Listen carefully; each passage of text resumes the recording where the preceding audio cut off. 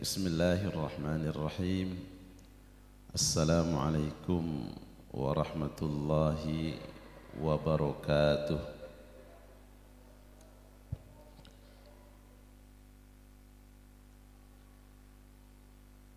Alhamdulillahilladzi arsala rasulahu bil huda wa dinil haqq liyudhhirahu 'ala ad-dini kullihi wa kafa billahi shahida. Wa asyhadu an la ilaha illallah wahdahu la syarika lah wa asyhadu anna sayyidana Muhammadan Rasulullah. Allahumma salli wa sallim wa barik ala sayyidina Muhammadin wa ala alihi wa sahbihi ajma'in. Allahumma barik fi awladina wa azwajina wa ahlina wa dhurriyyatina wa ma'hadina wa jami'i mansubi ma'hadi usul khatim al-islami wa wafiqhum lima tuhibbu wa tardah.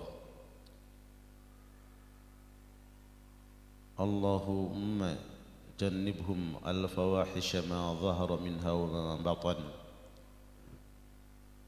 wa la tadurruhum wa habib ilayhimul iman wa zayyinhu fi qulubihim wa karrih ilayhimul kufra wal fusuqa wal isyan waj'alna wa iyyahum minar rasyidin. Allahumma arzuqna birrahum wa taqwahum. Allahumma ahsin aqibatana fil umuri kulliha wa ajirna min khizyi dunya wa adzabil akhirah. Allahumma taqabbal minna salatana wa siyamana wa qiyamana wa tilawatina wa takhashu'ana wa tamim taqsirana ya rabbal alamin mimma sabaqana min ayyami Ramadan wa wafiqna wa a'inna ala ihya'i ma baqiya min Ramadan bi qiyamihi wa siyamihi wa tilawatul Quran wa jami'at ta'ati tuqarribuna ilaika ya arhamar rahimin. Amma ba'du. Yang terhormat, semoga Allah muliakan Ketua Pelaksana I'tikaf Ustaz Firdaus ya, kemudian pembinanya sekaligus Kepala Divisi Huda Humas dan Dakwah Kiai Haji Sanwani SH menjadi pelopor ya, tadi pagi jam 1 tidak bergeming ya, sholat tidak mundur selangkah pun ya kan, walaupun sedikit agak goyang ke kanan ya, wajar ya, luar biasa. Tadinya beliau berharap setelah 2 juz itu tinggal 1 juz dibagi 4 rakaat gitu ya kan, ternyata 4 juz pahalanya memang besar insyaallah, luar biasa. Pak Haji saja kuat, usia sudah ya di atas kepala 5 ya, masa kita yang muda-muda kalah gitu, malu ya, jadi spirit ya, ukurannya beliau. Kalau beliau maju ya kita maju semua, kalau beliau mundur ya pasti mundur. Ini peran pemimpin tuh begitu, luar biasa ya.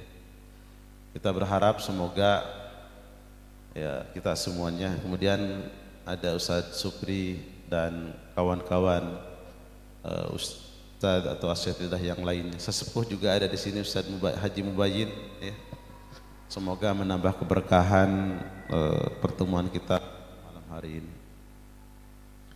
Ikhwah asatidzah yang dimuliakan Allah Subhanahu wa taala, kemarin kita menyimak ya materi yang disampaikan oleh Kiai Haji Sufyan Nur terkait dengan hikmah di syariatkannya i'tikaf, ya di antaranya untuk sejenak kita memutus ya hal-hal yang berbau duniawi ya dari kita semuanya, karena disadari atau tidak mayoritas manusia termasuk kita itu berat ya ke bumi gitu ya. Istilah Al-Quran tuh itsaqaltum ilal ard, berat untuk melangkah itu. Sehingga 20 hari yang lalu di bulan Ramadan atau 21 hari yang lalu kita bisa sempurnakan di sisa hari di bulan Ramadan ini. Doa ma'thur dari Rasulullah SAW yang sering dipanjatkan terutama 10 hari terakhir itu, asyhadu an la ilaha illallah astaghfirullah as'alukal jannata wa a'udzubika minan nar Allahumma innaka afuwun karimun tuhibbul afwa fa'fu anni. Jadi yang intinya di dalamnya terakhir, ya Allah ya, sungguhnya Engkau itu sangat maha pemaaf ya, mencintai al-af, maka maafkanlah aku. Jadi ini sekaligus pengakuan akan kekhilafan kealpaan kita selama ya 20 hari sebelumnya. Nah, di antara hal yang mubah bahkan dianjurkan saat beriktikaf adalah kajian ilmu. Nah, karena ini salah satu di antara yang disabdakan oleh Rasulullah SAW, "Idza marartum bi riyadil jannati farta'u." Qalu wa ma riyadul jannati ya Rasulullah? Qal hilakudz dzikri. Beliau bersabda, apabila kamu singgah atau lewatlah di taman-taman surga yang ada di dunia ini, singgahlah, manfaatkanlah gitu, walaupun sejenak. Para sahabat bertanya, apa yang dimaksud dengan taman-taman surga di dunia ini wahai Rasulullah? Rasulullah menjawab, hilakudz dzikri, halaqah zikir, atau majelis ilmu. Jadi insyaallah hakikatnya kita sedang berada di antara taman-taman surga Allah Subhanahu wa taala. Jika ikhlas ya. Kuncinya ikhlas. Kemarin kan disampaikan juga syarat sahnya i'tikaf ya, selain akil, baligh, mumayyiz, itu niat ya. Niat itu fungsinya itu ada dua. Pertama, tufarriq bainal adati wal ibadah. Niat itu bisa membedakan mana kebiasaan, mana adah, mana ibadah. Boleh jadi kita sama-sama duduk di masjid, satu niatnya karena lesehan, ingin rebahan, satu lagi selain ingin rebahan, niat utama ingin i'tikaf ya. Satu nggak dapat pahala, satunya lagi dapat pahala. Ada dua orang yang masuk ke masjid, duduknya sama, lamanya duduknya juga sama, tapi karena niatnya yang berbeda, maka berbeda pula nilainya di hadapan Allah Subhanahu wa taala. Fungsi yang kedua niat itu adalah tufarriq bainal ibadati wa ukhra, bisa membedakan antara ibadah satu dengan yang lainnya. Dua orang atau tiga orang lebih melaksanakan sholat 2 rakaat ya, 2 rakaat. Yang satu niatnya sholat tahiyatul masjid, orang kedua niatnya niat tahiyatul masjid 2 rakaat sekaligus niat syukrul wudu. Kemudian orang yang ketiga niatnya 3, niat syukrul wudu, niat tahiyatul masjid, niat sholat qabliyah.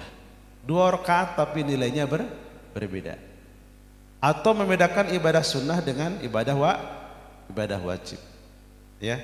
I'tikaf secara umum hukumnya adalah sunnah, tapi karena ada di antara yang nazar, maka boleh jadi niat i'tikafnya menjadi wajib. Nah, ya. Atau seseorang niat sholat 2 rakaat, satu sholat subuh niatnya niat qobliyah, itu beda pahalanya. Maka penting untuk terus kita memperbaharui niat. Terlebih i'tikaf model kita adalah i'tikaf yang tidak full, ya, keluar masuk, ya, keluar ziarah mengunjungi orang yang sakit atau takziah kepada orang yang keluarganya meninggal dunia, itu batal, ya, atau ganti pakaian ke rumah, batal i'tikafnya. Maka harus diperbaharui kembali terus, ya, itu seperti itu. Ya, ikhwah fillah azakumullah. Nah, di antara kajian atau halaqah zikir pada malam hari ini adalah mengkaji terkait dengan pendidikan anak pada usia pada masa liburan, ya. Libur, istilah hadis Nabi Muhammad SAW itu fatrah, masa jeda, ya, masa jeda, suatu keniscayaan, bahkan fitrah manusia, ya. Kadang ada kalanya untuk lompat beberapa langkah ke depan itu kita harus mundur dulu beberapa langkah, mundur 2-3 langkah, kemudian lompat, ya, 10 belasan langkah dan sebagainya. Itu salah satu di antara fungsi libur.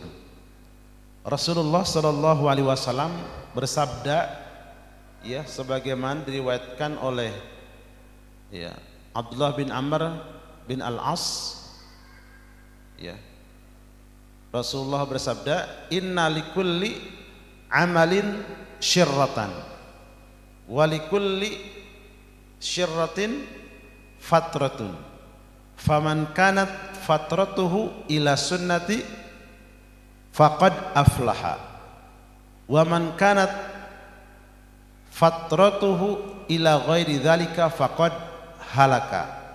Rawahu Ahmad wa Ibnu Hibban. Kata Rasulullah begini, setiap amal itu ada masa-masa kita semangat luar biasa. Ketika momentum datang Ramadan, pekan pertama awal-awal, saya yakin semua begitu semangat tilawah Al-Quran, betul gak? Ya kan? Di hari yang pertama itu minimal 5 juz, 6 juz, 7 juz ada gitu. Santri pun ada yang khotam 2 kali di akhwat itu. Setiap amal itu ada masa-masa kita senang, masa-masa kita begitu semangat luar biasa. Hari pertama, kedua, dan sebagainya. Walikulli syirratin fatratun. Setiap ada masa kita semangat, ada fatrah. Fatrah itu futur, ada masa lemahnya, ada bosannya. Kalau Ustadz Firdaus pernah memiliki HP perdana baru gitu kan, untuk pekan pertama kedua itu masih senang lihat warnanya, lihat fiturnya, ya kan, harganya yang beda dengan yang lain, senang luar biasa.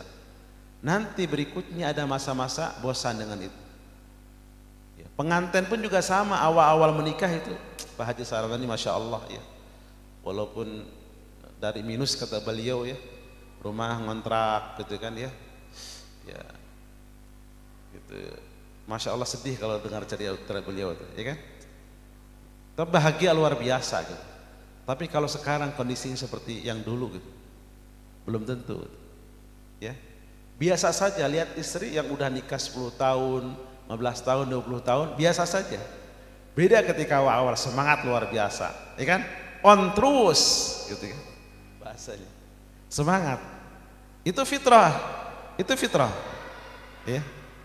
Kata Nabi gitu, inna likulli amalin syirratan wa likulli syirratin fatratun. Setiap amal itu ada masa-masa semangat luar biasa. Itu semuanya itu, di semua level. Dan ketika masa-masa semangat itu ada fatrah, masa futur, masa lemahnya. Faman kanat syirratuhu ila sunnati faqad aflaha.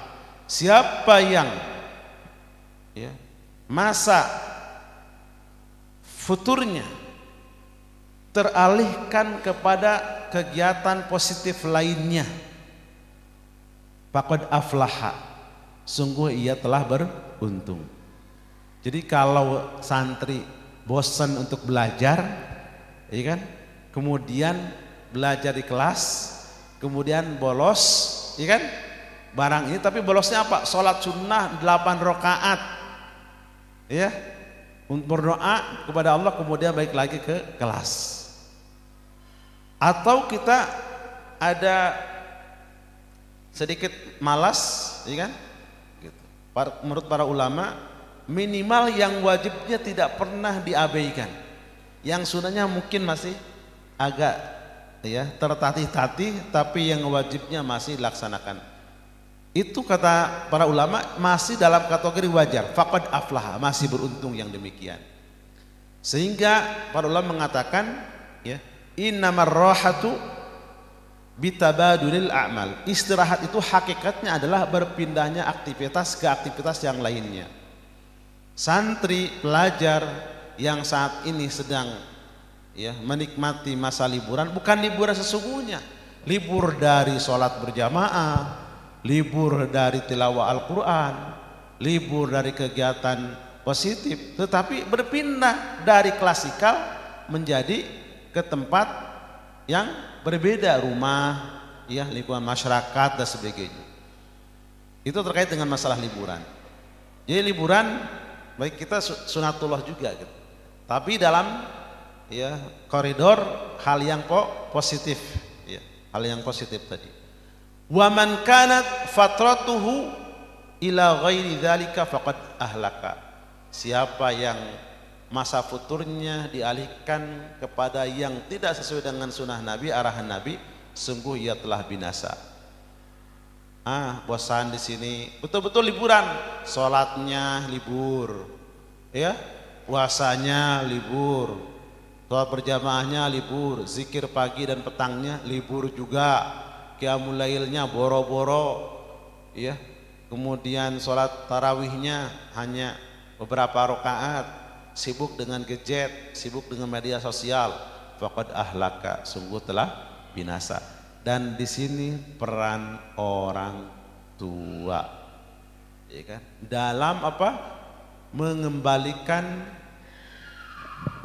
ya, semangat atau syirah anak-anak, ya, seperti halnya sedia kala sebelum pulang, ya, atau ketika berada di pondok pesantren. Ini materi kita pada malam hari ini. Pendidikan anak pada masa liburan.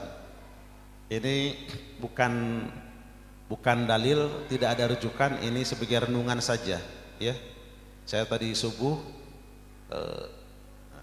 kemudian menulis menyiapkan ini sampai jam 7 pagi di sini. Ya, kita baca dulu fakta, ya. Indonesia urutan ketiga fatherless country. Indonesia ini urutan ketiga, ya, negara tanpa ayah. Negara tanpa ayah. Ini fakta. Silakan bisa di searching, ya kan? Di KPAI telah merilis tahun 2019, 2020, 2021 terkait dengan fenomena masalah sosial, hilangnya peran ayah dalam pendidikan keluarga, pendidikan putra putrinya. Bukan berarti ayahnya secara fisik gak ada, tapi peran secara pendidikannya itu minim, bahkan tidak ada. Ini kenyataan, ini lihat dulu itu kan. Makanya liburan ini momentum bagi ayah untuk apa? Dekat dengan putra putrinya. Ketika pendidikan putra putri, ya, anak laki-laki, perempuan, semuanya seutuhnya diserahkan kepada ibunya, terlebih ibunya dari sisi pendidikan itu terbatas, disibukkan dengan urusan rumah tangga, maka sifat-sifat feminisme, ya, sifat-sifat keperempuanan itu akan melekat pada anak-anak laki-laki dan perempuan. Sehingga peran ayah di sini lemah. Terjadi disorientasi seksual, disorientasi sosial. Anak laki-laki penampilannya lebay, mirip ke ibu-ibuan atau perempuanan. Ya. Sifat dan peran ayah di sini hilang. Ayah yang menampilkan sosok maskulinitas, ya kan, gagah, maco, itu hilang. Kenapa? Ayah nggak hadir di sini. Dan itu banyak fakta. Coba lihat lingkungan kita. Yang peran ayah itu tidak ada peran di dalam pendidikan. Semua diserahkan kepada yang ngajarin ngaji ayahnya, yang ngajar hafalan ayahnya. Mohon maaf, ibunya semuanya. Ayahnya nggak ada. Ayahnya hanya mohon maaf ngasih rezeki, ngasih HP, nggak ada sebagainya, udah bebas. Nggak ada meriksa terkait bagaimana hafalannya, mutabaahnya, tidak mengoreksi terkait atau memeriksa mutabaah gadgetnya, apa yang disearchingnya. Gak pernah disapa dan sebagainya, enggak. Maka dipastikan yang demikian itu sang anak akan kehilangan sosok ayah. Yang laki-laki cenderung bersikap feminim, keperempuan-perempuanan, dan ini cikal bakal dari penyimpangan disorientasi, ya, seksual. LGBT muncul dari sini, jangan disalahkan. Padahal dalam Al-Quran peran ayah itu luar biasa. Ayah semuanya. Luqmanul Hakim. Bukan nabi, bukan rasul, tapi perannya luar biasa. Memberikan nasihat, membangun kedekatan emosional, sosial. Itu ayah. Ibrahim alaihissalam, itu ayah. Imran, itu ayah. Zakaria, itu ayah. Ayah semuanya itu. Tentang peran ayah semua, sehingga lahir generasi yang sangat luar biasa. Ini introspeksi buat kita semuanya. Maka momentum liburan ini betul-betul sangat berharga sekali bagi para ayah. Saat iktikaf dibawa ke masjid, gak masalah, anak-anak lari-lari gak masalah. Jadikan masjid itu tempat bermain paling nyaman buat anak-anak. Diarahkan saja, ya. Jangan sampai terjadi nanti di kemudian hari, dan ini sudah terjadi, anak-anak muda banyak nongkrong di mal-mal, di tempat-tempat hiburan. Ketika ditanya oleh sang kiai yang dia juga gaul, kenapa kamu ada di sini? Nyamanan di sinilah, orangnya pada murah senyum, ya kan? Belanja sedikit 5.000 saja dilayani, itu kan dengan ramah. Kemudian ruangannya ber-AC, bisa nongkrong, wifi-nya gratis. Lah di masjid orangnya pada sombong semuanya, ya kan? Ngeliatin dengan mata curiga, boro-boro menyapa, memeluk. Ada wifi, mestinya juga nggak ada kipasnya, panas, ya kan? Kemudian masuk masjid, pakaian dikit, ini norak dikit, kemudian diusir, yang demikian. Itu fakta juga, gitu. Ya, ini yang fakta yang pertama. Yang kedua, fitnah medsos dengan alasan sayang sama anak karena orang tua sebagian berpikir di pondok itu seolah di penjara, dibatasi semuanya gitu. Maka saatnya pulang ke rumah itu semua norma-norma yang ada di pondok itu hilang semua, ya kan? Sehingga dengan alasan kasih sayang kepada anaknya diberikanlah gadget, ya kan, lengkap dengan fasilitas kuota yang tidak terbatas, ya, nggak ada batasannya. Apa yang dibuka nggak pernah dikontrol, ya.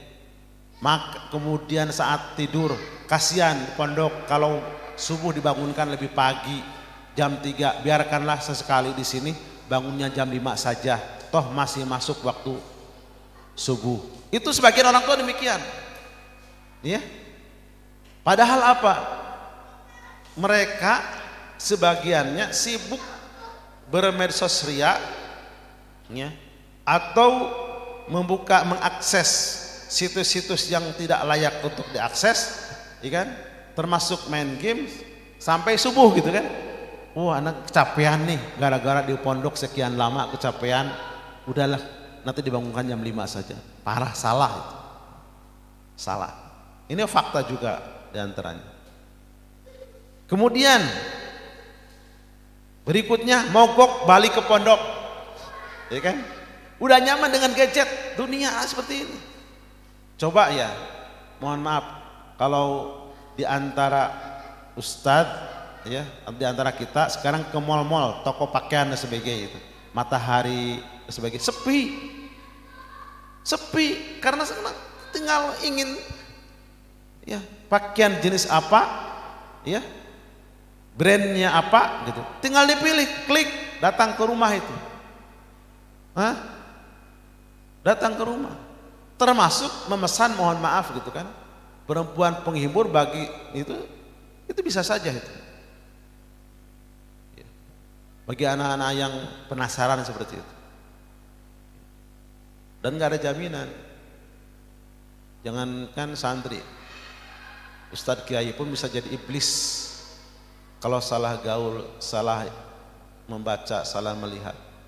Hari ini saya baca salah satu kiai di pesantren di Batang itu Jawa Tengah ya, itu merudo paksa 14 santri putri, dan itu di bawah umur semua, 14 tahun, 13 tahun, dengan alasan nikah siri, sudah diambil oleh polisi itu. Ya Allah, ini dari tahun 2019, kemungkinan korbannya semakin banyak lagi. Itu kiai, ustadz, apalagi santri yang masih labil. Kemudian anak susah diatur, dan ini tidak sedikit, banyak ngeluh, kenapa ya? Begitu pulang ke rumah itu susah banget gitu untuk ke masjid, susah banget untuk diminta bantuan, susah banget untuk terlibat dalam urusan keluarga. Kenapa ya dan sebagainya. Ini semua fakta-fakta yang terkait dengan masa-masa liburan, maka perlu saya kira para orang tua, para bapak terutama ya, jadikan momentum liburan, khususnya para orang tua santri Husnul yang memang tidak lama, hanya 3 pekan ya, jadikan ini momentum untuk membangun kedekatan ya emosional dengan para putra putrinya. Para putra nanti mereka mendapat sosok ayah gitu kan, sifat maskulinitasnya ada. Seorang perempuan nanti ketika terbangun ya komunikasi kedekatan emosional dengan sang ayah, nggak akan mencari laki-laki yang lain lah sebelum pada waktunya. Curhat sama bapaknya ya, lendot gitu kan sama bapaknya, ikan gitu. Kemungkinan ini juga berdasarkan penelitian, anak-anak yang pacaran ya, anak perempuan mencari sosok laki-laki selain ayah di luar itu karena memang nggak mendapatkan kasih sayang dari ayah, sehingga melabuhkan menjatuhkan kepalanya di pundak laki-laki yang lain. Kenapa terjadi? Mulai jadi ayahnya nggak ada. Ya. Baik, ini sebagai mukadimah. Selanjutnya, maka solusinya adalah satukan frekuensi. Frekuensi apa? Antara pondok, lembaga yang dititipin oleh orang tua putra putrinya, ya, dengan orang tua sendiri. Pertama, bersinergi dalam membina. Jadi pelajarilah gitu kan. Di pondok itu bukan berarti anak-anak di sini kemudian baik, sadar penuh berangkat ke masjid itu atas kesadaran pribadi seutuhnya, enggak juga. Dimobilisasi juga, digiring juga, bahkan dipaksa. Gitu. Dipaksa gitu.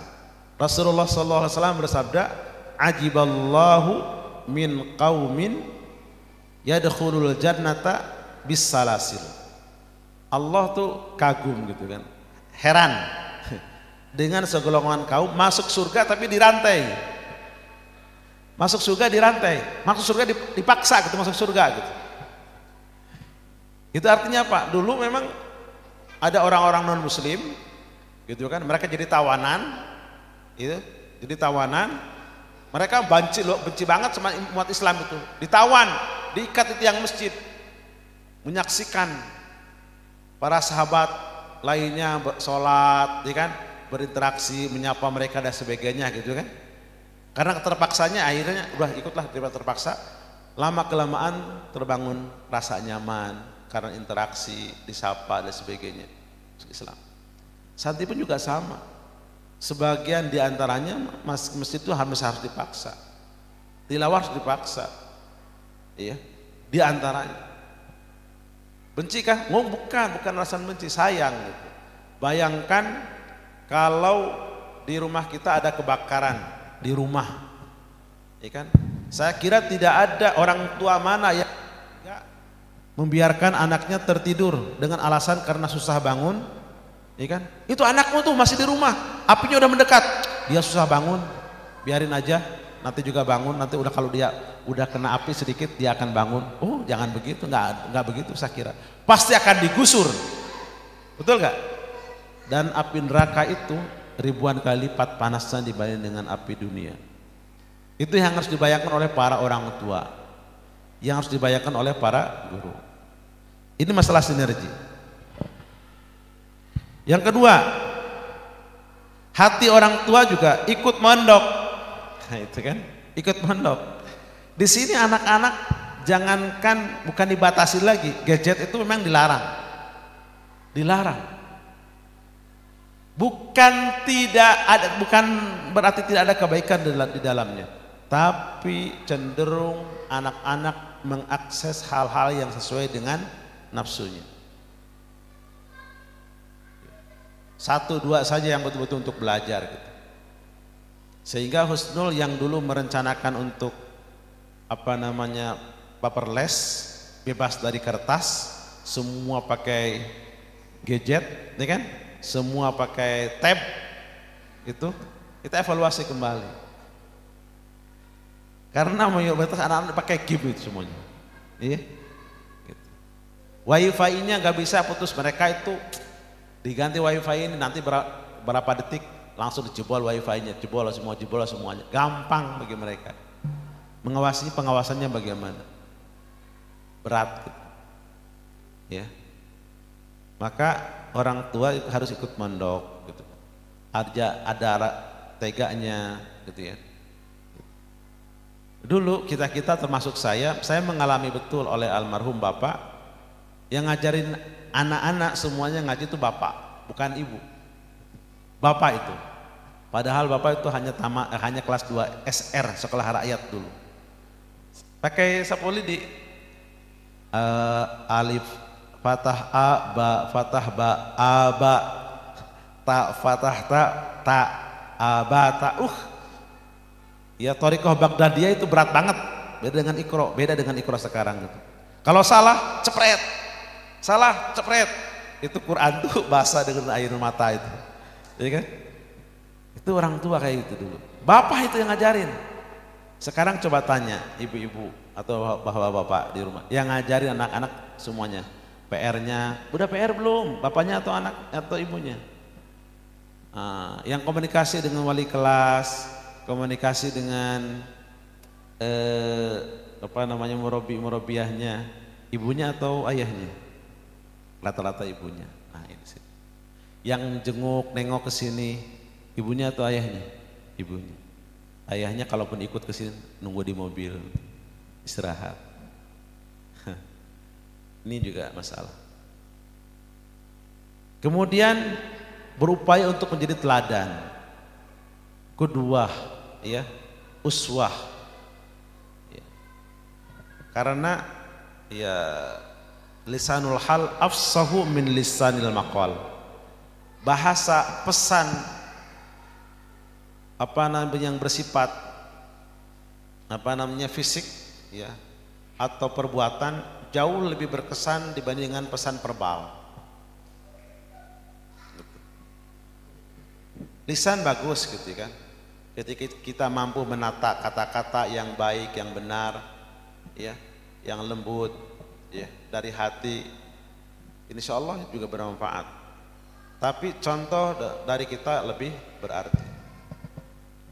Kayak i'tikaf sekarang, orang tuanya ada, gitu. Anak-anaknya pada kemana?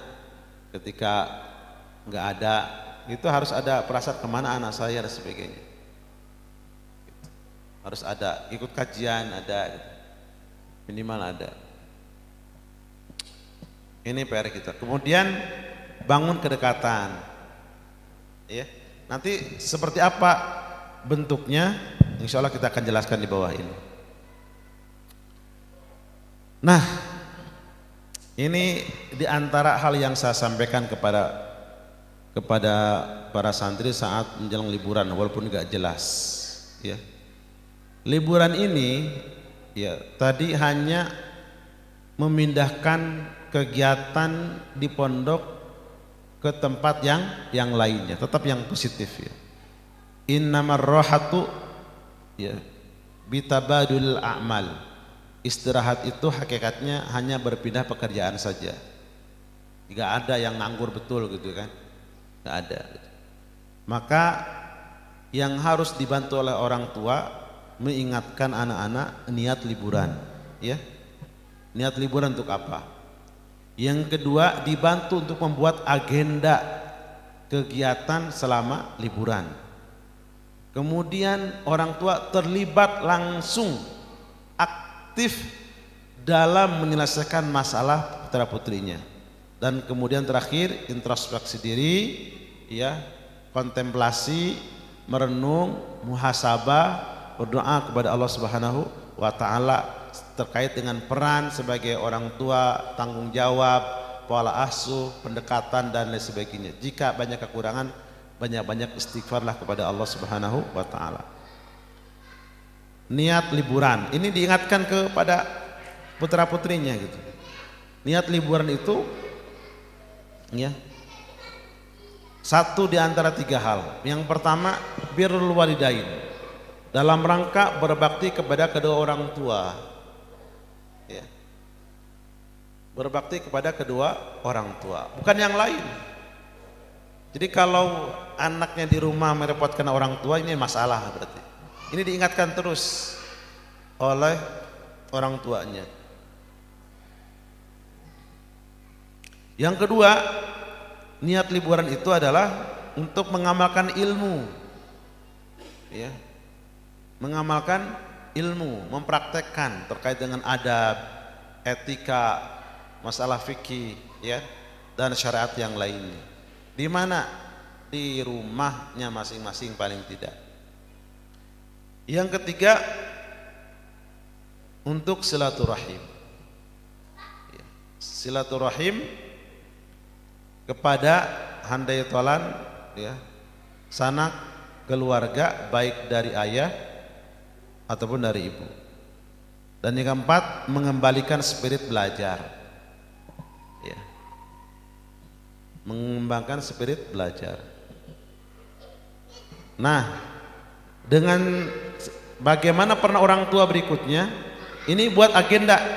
Misalkan, nah ini nih, untuk birrul walidain, orang tua berupaya membantu memberikan tanggung jawab, ya kan? Nah, karena kamu sudah di sini, ya, nanti yang bagian yang punya rumah ada taman di belakang, di depan, yang menyiram taman, yang nyapu halaman depan belakang kamu, ya. Yang kamu nih anak yang kedua, yang nyetrika baju, semua anggota keluarga adalah kamu, ya kan? Ini yang masak, ya, sahur kamu, yang masak ini siapa, lain-lainnya gitu. Ya, harus dibantu, ya. Nanti sambil mereka belajar masak, belajar nyapu, belajar ngepel, terlibat gitu kan, itu ya diajak ngobrol-ngobrol seperti itu kira-kira gitu. Jangan sampai begitu pulang ke rumah, ya, anak itu hanya baru bangun sahur itu dengan susah payah, jam 4 baru bangun dengan susah payah dipaksa, gitu kan, bangun, udah mau siang ini, ya kan, seperti itu. Padahal orang tuanya udah bangun jauh hari sebelumnya. Ini bahaya, dilibatkan, ya, dilibatkan itu. Beri tanggung jawab, ya kan. libatkan dalam kegiatan interaksi berkeluarga, bimbing mereka, bimbing mereka. Ya apalagi punya anak perempuan, nyapu, ngepel, nyuci, baik manual, mesin cuci sampai nyetrika harus bisa, harus bisa. Apakah laki-laki tidak bisa? Harus bisa juga, lebih bisa lagi. Ya karena yang akan melayani nanti di rumah itu menurut Islam itu laki-laki, bukan perempuan. Terbalik sebenarnya. Ya. Nabi SAW pernah ditanya oleh salah satu sahabat, ya Rasulullah, ma haqqu zaujatina alaina? Ya Rasulullah, apa yang menjadi hak istri-istri kami atas kami? Kata Rasulullah, antut'imuhunna idza tu'imtum. Kamu memberi makan mereka minimal setara yang kamu makan. Jadi yang ngasih makan itu siapa? Suami, bukan istri. Bukan ngasih beras ya, ngasih makan artinya makannya sudah siap saji. Itu Islam mengajarkan kayak gitu, memuliakan perempuan. Antut'imuhunna idza tu'imtum. Kamu memberikan makan, kata Nabi, apa yang kamu makan. Artinya sudah siap saji. Nih saya udah siapin kita saji, makan yuk. Gitu. Wa antaksuhunna idza kasaitum. Kamu memberikan pakaian minimal setara harganya, nilainya dengan apa yang kamu kenakan. Jadi udah disiapin pakaiannya apa, hobinya, tahu hobi pakaian istri warna apa, harusnya kita belikan, nih belanjakan online, nih pakai ya gitu. Idealnya kayak gitu semuanya. Tapi yang ada yang masak dari mentahnya istri, yang masak istri, yang nyetrika istri, yang nyuci istri, yang ini istri, semuanya, ya kan? Akhirnya udah kumal, kotor, bau keringat, ya kan? Laki-lakinya ingin ideal gitu.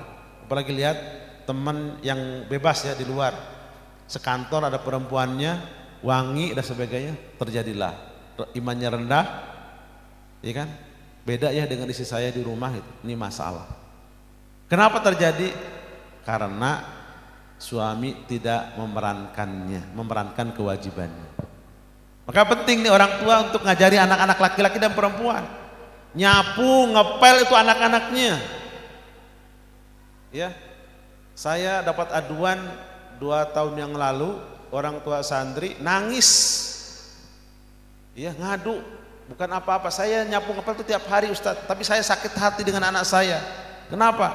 Saya nyapu ngepel, kemudian dari ujung rumah sini sampai ke sini ada tempat duduk anak saya, ya kan? Ketika ngepel dia angkat kakinya begini, silahkan ngepel gitu.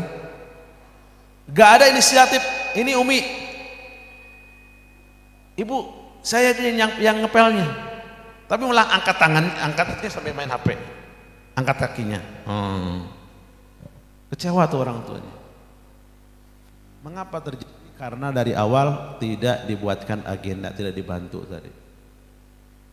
Jadi begitu nyampai di rumah itu, orang tua harus membantu, libatkan, berikan tanggung jawab, libatkan mereka, bimbing. Bimbing anak perempuan, ya kan? Karena kamu ini perlahan tapi pasti tambah dewasa, kamu akan dipinang oleh laki-laki, ya, dapat jodoh kamu, dan kamu akan dibawa oleh suami kamu kelak kemanapun. Dan orang tua ketika menyiapkan putrinya baik, soleh, berkhidmah sama suaminya, itu surga bagian. Kan ada cerita dulu, ya, pada masa Nabi Muhammad SAW, ya, seorang suami itu sedikit berantem dengan istrinya, sehingga ketika mau safar dia mengutarakan kata-kata, kamu tinggal di sini, sebelum saya pulang kamu gak boleh keluar kemana-mana, untuk bekal selama sekian hari saya siapkan di rumah. Marah itu. Oh, begitu suaminya keluar, datang kabar utusan dari ibunya sakit parah, ya, mengabarkan agar anak perempuan tersebut bisa mengunjungi ibunya. Tapi perempuan begitu mau keluar ingat pesan suaminya, jangan keluar sebelum saya pulang. Akhirnya dia tidak jadi, kemudian bertanya kepada Rasulullah SAW lewat orang lain. Kata Rasulullah, ati'i zaujaki, turuti suamimu. Sampai datang utusan kedua, ketiga utusan dari ibunya, sampai akhirnya ibunya meninggal dunia. Kata Rasulullah, sungguh ibu tersebut Allah ampuni dosanya karena telah mendidik ya anaknya yang taat sama suaminya. Itu penting itu. Ya, ibu-ibu mendidik demikian. Kemudian bantu anak-anak untuk mengamalkan ilmu sekaligus silaturahim. Misalkan nih sebagai contoh, jadi imam di rumah, nggak apa-apa sesekali sholat tarawih di rumah. Sholat tarawih itu kan sunnahnya itu di rumah gitu. Sholat sunnah umumnya secara umum lebih afdal dilaksanakan di rumah masing-masing. Sallu fi buyutikum, kata Nabi sampai 3 kali. Sallu fi buyutikum, sallu fi buyutikum. Salatlah kalian di rumah kalian. Salatlah kalian di rumah kalian. Salatlah kalian di rumah kalian ilal maktubata, kecuali salat yang diwajibkan. Termasuk salat tarawih. Jadi imam tuh anaknya, ya kan? Maju jadi imam. Kultum, silahkan dibuat agenda kayak gitu ya. Anak perempuan juga sama, teteh nanti ya kultum ya temanya ini, atau terserah teteh lah, biarkan dulu, jangan langsung dipotong, biarkan ya, nanti tergesa-gesa biarkan, diem semuanya kan, setelah itu diapresiasi. Kalau dipotong ulang lagi salah, saya pengalaman malah nangis gak jadi itu ceramahnya gitu ya. Itu penting ya, menjadi imam misalkan ya, untuk mengamalkan ilmu, menyampaikan kultum, yang punya musola di ya di dekat rumahnya, lobi ketua DKL-nya di lobi itu, boleh ke anak saya ngasih kultum ceramah atau minimal pembawa acara, itu seperti itu dilibatkan. Atau paskil, pesantren kilat ya, istilah anak-anak sekarang ada acara sanlat ya, pesantren kilat itu juga bagian daripada apa, mengisi masa liburan yang positif, mendidik anak-anak untuk terlibat aktif. Bagus itu, tapi dengan syarat lagi kembali bimbingan. Tanpa bimbingan, tanpa arahan itu loss, bahaya itu. Yang tadinya niatnya baik tetapi karena kurang arahan, kurang bimbingan, yang terjadi adalah sebaliknya. Dan itu yang terjadi belakangan ini, sehingga kami di Husnul ini mengeluarkan edaran kepada anak-anak bahwa karena sholat itu tanggung jawab orang tua. Selama liburan semuanya diserahkan ke orang tua, bukan program pondok. Kalaupun mau ada, dipastikan terpisah dan harus dibimbing. Alhamdulillah ada beberapa yang inisiatif orang tua bahkan memberikan mengcover untuk transportasinya, seperti Ambon misalkan. Itu Pak Iwan Afwan di cover tuh pulang pergi. Dan Iwan Afwan tuh 24 jam mantau santrinya. Ya kan? Zikir pagi petangnya bareng pantau ketat seperti itu. Walaupun anak-anak sedikit berontak awal-awal, tapi dipaksa gitu. Tanggung jawab itu bagus, bagian bentuk tanggung jawab orang tua itu bagus itu ya, untuk mengamalkan ilmu tadi ya, liburan untuk birrul walidain ya, untuk mengamalkan ilmu silaturahim. Kemudian kenalkan kepada sanak saudara ya, dibawa silaturahim itu ya kan, nih ini om kamu, ini anaknya sekian, rumah sekian, kenal semuanya itu. Jangan sampai aduh ya kan, akibatnya apa nanti, boleh jadi nikah sama orang yang udah pacaran misalkan kan, nalan ternyata masih saudara sesusu misalkan.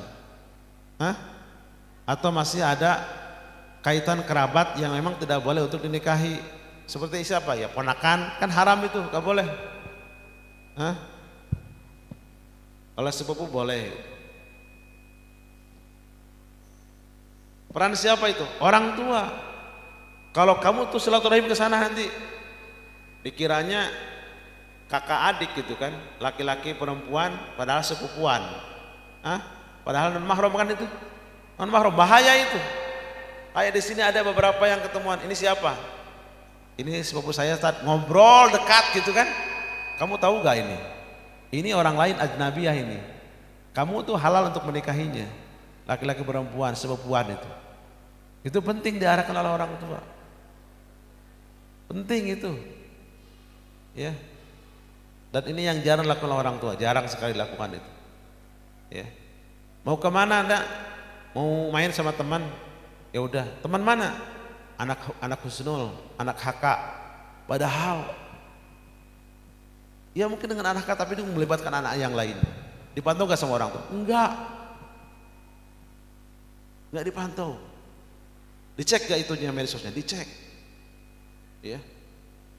Sebagian yang kelas 8 di grupnya anaknya baik-baik gitu kan, tapi masya Allah kata-katanya kasar gitu kan, jorok luar biasa di grup chat luar biasa. Anaknya hanya nelfon ke sini, kok anak saya kayak gini.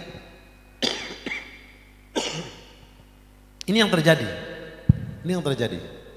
Mengapa? Karena orang tua tidak memberikan tanggung jawab secara spesifik kepada para putra putrinya, ya, tidak memberikan amanah, tidak membimbingnya, ya, tidak kurang pengawasan. Dengan alasan apa? Anak husnul, anak pesantren, gak mustahil melakukan perbuatan seperti itu. Gak ada jaminan. Jangankan anak usia seperti itu ya. Ya kita kiai, ustadz pun juga bisa tergelincir. Ya. Koh Stephen yang sudah meninggal beberapa bulan yang lalu, yang punya Mu'alaf Center, lebih dari 6.600 orang yang diislamkan melalui lembaga dia, yang sudah meninggal nih, usianya di bawah 50 tahun, 40 tahunan gitu. Kata dia itu, saya masih ingat kata-katanya, jangan merasa aman dengan keimanan kalian. Berapa banyak orang yang terlahir muslim, tumbuh kembang di keluarga muslim, sekolah Islam, tapi akhirnya murtad atau paling tidak melakukan kemaksiatan, dosa besar. Sebaliknya ada juga yang memang terlahir kafir, dibesarkan kafir, karena berinteraksi dengan orang muslim, intelektualitas yang soleh baik, dia berpikir menggunakan logikanya, fitrahnya terasah, masuk Islam akhirnya. Wa innar rajula la ya'malu bi amali ahli jannah hatta ma yakuna bainahu wa bainaha illa dhira', ya, fayasbiquhul ajal, ya, fayamalu bi amali ahli nar fayadkhuluha. Kata Nabi ini, ada seseorang yang lahir muslim, tumbuh kembang muslim, ya kan, sehingga ketika tua jarak dia dengan surga itu tinggal 1 hasta lagi. Akhirnya dekat lagi masuk surga. Dia tergelincir, fayamalu bi amali ahli nar, masuk neraka. Tergelincir melakukan perbuatan ahli neraka, fayadkhuluha, akhirnya masuk neraka juga. Maka di sini pentingnya doa orang tua, doa kita semuanya untuk berikan kekokohan keimanan. Ya muqallibal qulub, tsabit qulubana ala dinika, rabbana la tuzigh qulubana ba'da idh hadaitana wa hab lana min ladunka rahmah innaka antal wahhab. Dan pentingnya teman, memilihkan teman buat anak-anak kita yang baik, yang bagus. Jangan suka untuk mengkat pertemanan jika memang kita tahu persis itu temannya tidak bisa, ya, mengarahkannya atau sulit diarahkan kepada kebaikan.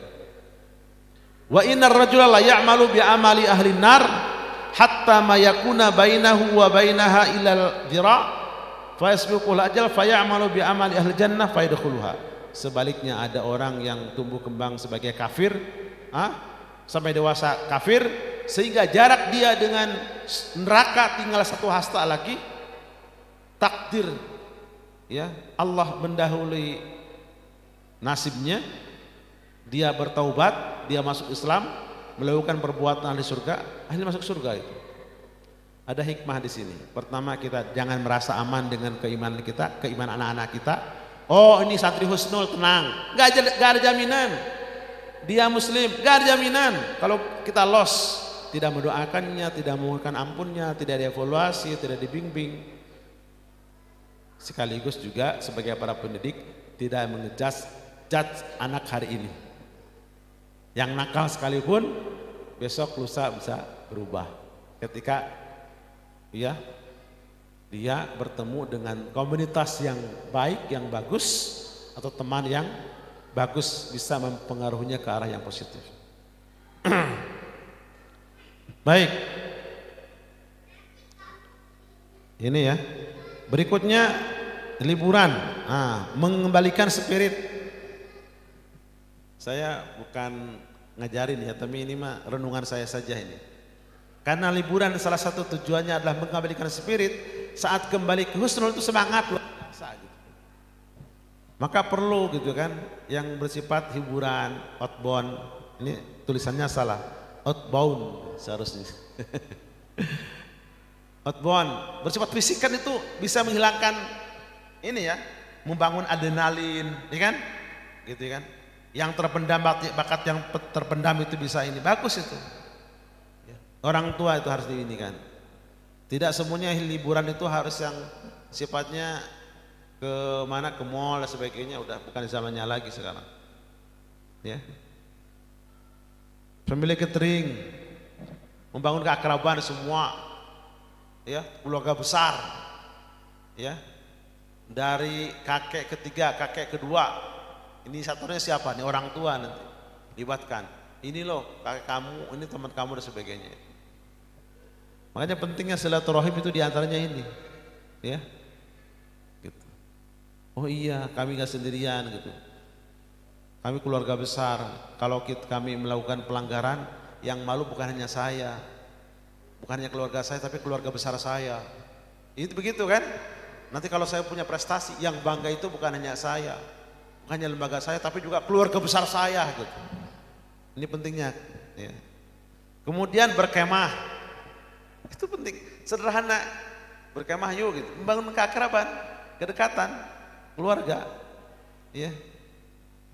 Kemudian berwisata, baik yang umum atau religi seperti umroh, kalau ada dananya boleh, ya kan? Daripada jalan-jalan ke Eropa agak jelas, religi lah ke sana.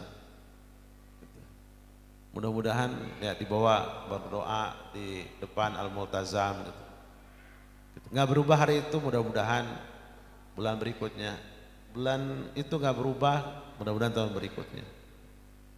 Kemudian kunjungan ke panti juga, itu diantar yang melembutkan hati, agar anak-anak bersyukur lah gitu. Ke panti, bisa panti Jopo, kamu nih kan kayak, iya kan, nih ayah, ibu, ini kalau kamu nggak berbakti, ini kayak gini nih nasibnya. Kalau kamu memperlakukan ayah kayak gini nih, kamu akan lebih sadis lagi, iya kan? Diperlakukan oleh anak kamu seperti lebih daripada ini. Dilihat. Kemudian ke panti anak-anak yatim, ya kan? Kamu harus bersyukur ada ayah, ada ibu. Mereka tuh terlahir tanpa ayah, ya kan? Gak tahu ayah mereka siapa. Itu minimal seperti itu. Atau dibawa ke rumah sakit misalkan, atau ke panti orang-orang yang memang cacat, terlahir cacat gitu, agar berenung gitu kan. Itu hal-hal yang memang bisa dilakukan oleh orang tua gitu. Mendidiknya tidak harus qala Nabi sallallahu alaihi wasallam gini-gini, itu enggak ini lagi gitu. Apalagi dengan beban-beban, kamu tambah hafalan ya, hafalan sekian, kamu ikut karantina ini, masa liburan kok, liburan ya. Itu kadang mohon maaf gitu, ada yang orang tua dengan alasan anaknya supaya, itu bagus kalau ada kesadaran anaknya yang minta gitu, bagus. Tapi kalau dipaksa untuk itu, ya kan, dengan alasan kalau di rumah saya sulit untuk mengendalikan, kalau di rumah saya sulit untuk memantau, sulit untuk itu, nah itu berarti orang tua egois itu, gak mau bertanggung jawab. Itu momen yang berharga sekali terutama bagi ayah tadi. Terlebih fakta Indonesia yang fatherless tadi, fatherless country, negara tanpa ayah, ya. Anaknya yatim semua. Ini kegiatan yang bisa mengembalikan spirit anak-anak. Begitu pulang ke nanti 3 hari 2 hari menjelang kedatangan ke pondok itu semangat semuanya. Yang terjadi mohon maaf ingin memperpanjang liburannya. Mengapa? Karena mohon maaf dengan alasan sayang itu anak-anak tuh udah nyaman dengan dunianya sendiri, ya kan? Mereka punya rumah ketiga, ya kan? Ada games online-nya, ada media sosial yang lainnya, gitu. Jauh lebih nyaman, berjam-jam gitu kan, tanpa makan, lupa makan, lupa minum, lupa sholat, itu game luar biasa, menghipnotis anak-anak kita. Ini bahaya.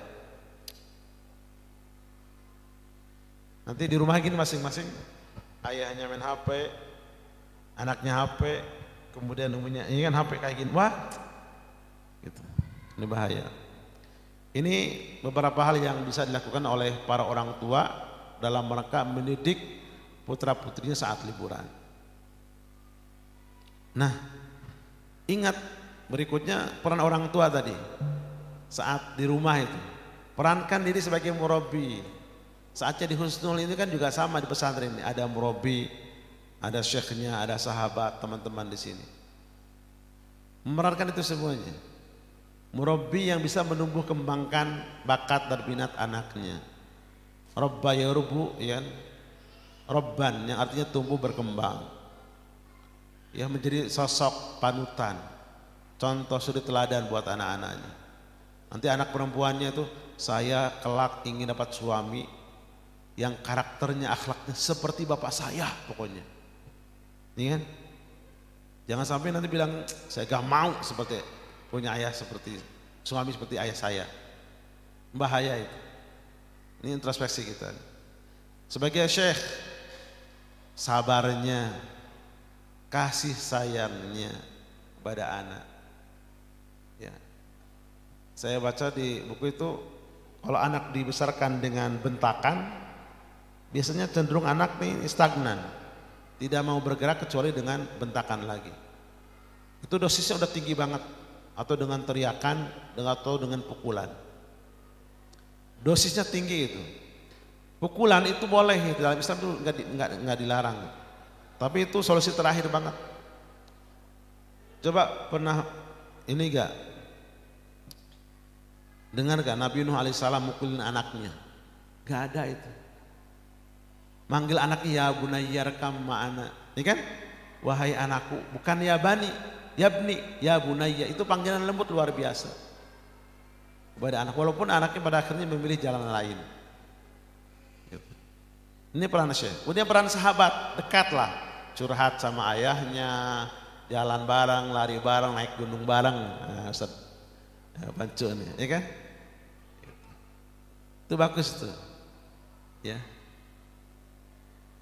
Ini peran orang tua. Berikutnya, nah ada muhasabah, kontemplasi. Bagaimana nih tugas kita nih, sudah kita sebagai kepala rumah tangga sudah membawa bahtera rumah tangga ini kepada jalur trek yang telah disusun bersama sesuai dengan visi dulu atau enggak. Peran orang tua kita apakah hanya pemberi nafkah saja, ya, tidak menjadikan sebagai pendidik sebagaimana dulu Luqmanul Hakim sebagainya. Berarti ini kalau enggak banyak istighfarlah kepada Allah Subhanahu wa taala. Mohon maaf sama anak-anak kita. Ya, qu anfusakum wa ahlikum naro itu. Ya. Kemudian introspeksi dulu juga nih, kontemplasi terkait dengan cara metode pendekatan selama ini. Jangan ragu untuk kita belajar, ya kan? Belajar dan belajar. Sekarang bisa di YouTube cara mendidik anak itu dari para praktisi psikolog gitu kan, luar biasa. Psikologi terapan banyak pada anak itu. Baca, kita lakukan pada anak-anak kita. Kemudian dilihat hasilnya. Anak pertama kayak gini ya, anak kedua ya Allah, anak ketiga oh gini ya. Gitu. Dilihat ada yang salah dengan saya. Karena memang beda kepala, beda karakter. Jika ini semua dilakukan, berikutnya bertawakallah kepada Allah Subhanahu wa taala. Insya Allah perlahan tapi pasti ya anak-anak kita akan kembali kepada tracknya. Liburan ini akan menyenangkan. Ketika hal-hal tadi kedekatan secara emosional terbangun lewat doa, lewat interaksi luar biasa.